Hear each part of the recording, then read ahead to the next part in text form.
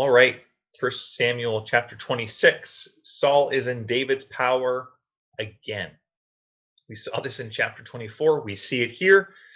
Except him being in a cave, Saul and his men are asleep. David sneaks up, takes Saul's spear and water jug as proof he could have killed Saul again, but didn't.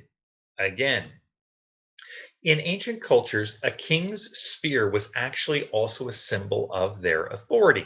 So by taking the spear but not killing Saul, David is kind of affirming publicly his intent.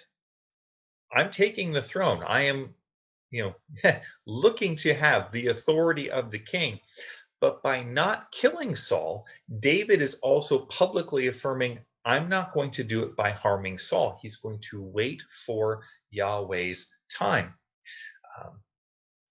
And so, in this chapter, we see David speaking still with respect towards Saul, even as David is a little disrespectful towards Saul's bodyguards. And maybe they deserved it a little bit.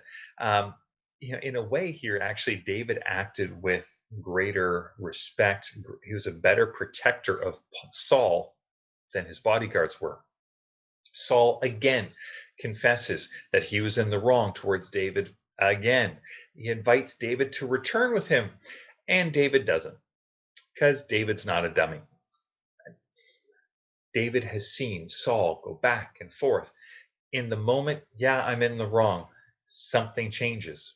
Tomorrow happens, and Saul's right back to being afraid, of being angry, of being protective of what he sees as his kingdom. This event is the last time Saul and David will speak to each other.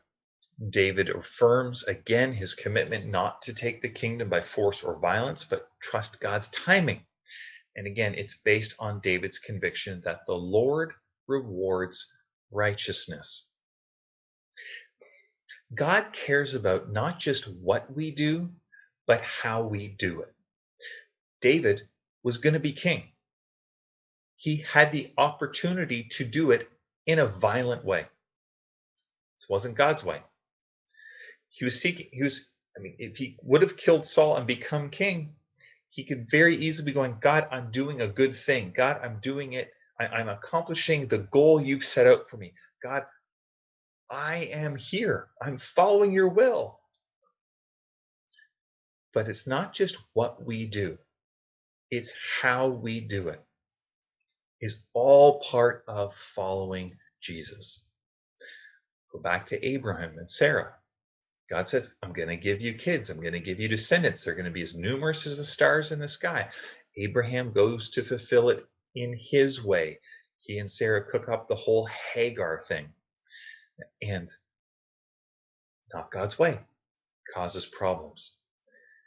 David could have killed Saul. May have well become king. It would be a very different kind of kingdom. It would have been David would be written out very differently in the scriptures. The Lord rewards righteousness. There are no shortcuts to holiness. There is no shortcut to obedience.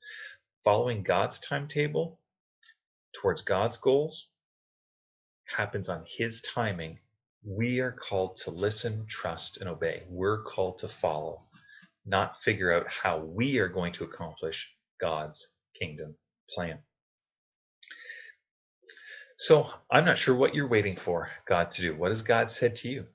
What has God been leading you towards?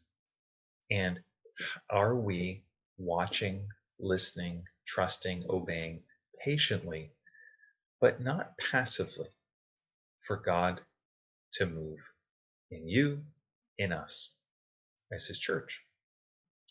Things to think about. May the Lord bless you and keep you today. May the Lord make his face to shine upon you. May the Lord be gracious to you. And today would you know his peace. God bless.